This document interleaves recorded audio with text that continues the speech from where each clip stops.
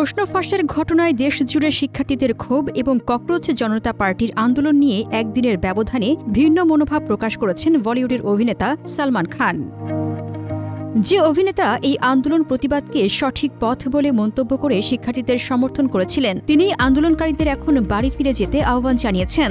শিক্ষার্থীদের শান্তিপূর্ণ আন্দোলনকে যেন রাজনৈতিক রূপ না দেওয়া হয় সেই হুঁশিয়ারি দিলেও সালমান এখন প্রধানমন্ত্রী নরেন্দ্র মোদীর প্রতি আস্থা রাখতে অনুরোধ করেছেন।